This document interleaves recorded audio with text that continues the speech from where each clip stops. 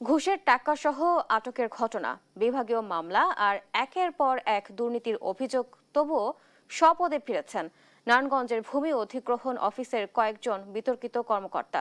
প্রশ্ন উঠেছে, অভিযোগের পরও তারা কিভাবে আবার ফিরে পেলেন দায়িত্ব?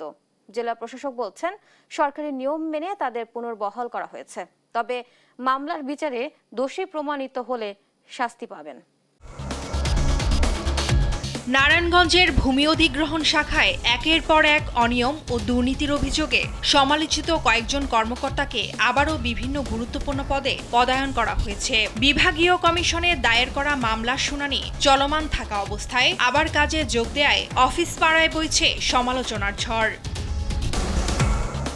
দেশ টিভির অনুসন্ধানে জানা গেছে, ঘুষের ৪২ লাখ টাকা সহ আটকের ঘটনায় আলোচিত সার্ভেয়ার কাউসার আলম সম্প্রতি একই পদে ফিরে এসেছেন। সিদ্ধিরগঞ্জ ভূমি অফিসে ঘুষ গ্রহণের অভিযোগে বিভাগীয় মামলার মুখোমুখি হওয়া জহিরুল ইসলামও পুনর্বহাল হয়েছেন। আর ভূমি অধিগ্রহণ শাখায় বারবার অনিয়মের অভিযোগে আলোচিত ইকবাল হোসেন পদোন্নতি পেয়ে আবারও কানুনগো হিসেবে দায়িত্ব পালন করছেন। এরই মধ্যে কাজে যোগ দেয়া অভিযুক্ত এসব কর্মকর্তার বিরুদ্ধে আবারও দুর্নীতিতে জড়ানোর অভিযোগ পাওয়া গেছে। এই ভূমি অধিগ্রহণের টাকা পয়সা বিভিন্ন ভাগবাটোয়ারা, এবং আমি শুধু ভাগবাটোয়ারা বলবো না, একটা পার্সেন্টই ঠিক করা ছিল।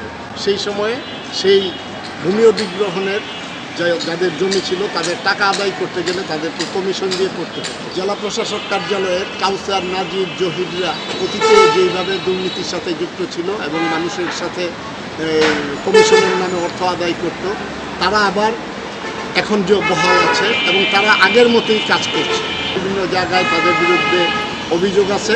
একই রকমভাবে একই নিয়মে সেই লুটপাট চলছে। প্রশাসনের ভিতরে যে গলদ রয়েছে সেই গলদগুলোকে আগে অবমুক্ত করে এদের বিচারে আওতায় আনতে হবে।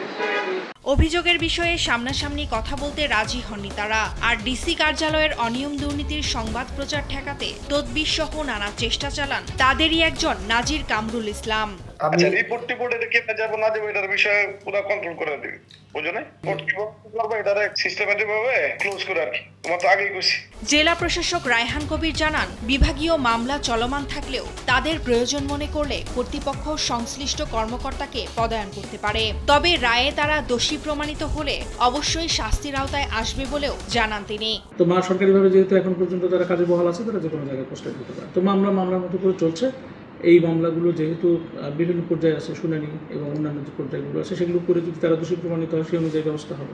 আলোচিত এই কর্মকর্তারা দুর্নীতির দায়ে ধরা পড়ার পরও বিভাগীয় কমিশনে মামলার বিলম্ব হওয়া ও তাদের পুনরায় পদায়নে প্রশাসন প্রশ্নবিদ্ধ হচ্ছে বলে জানান এই আইনজীবী নেতা। গোটা প্রশাসনটাই প্রশ্নবিদ্ধ।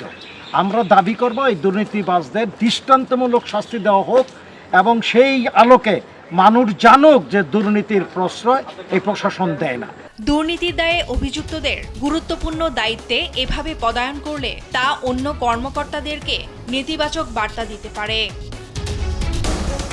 ফারজানা আফরোজ টুম্পা, নিউজ ডেস্ক, দেশ টিভি।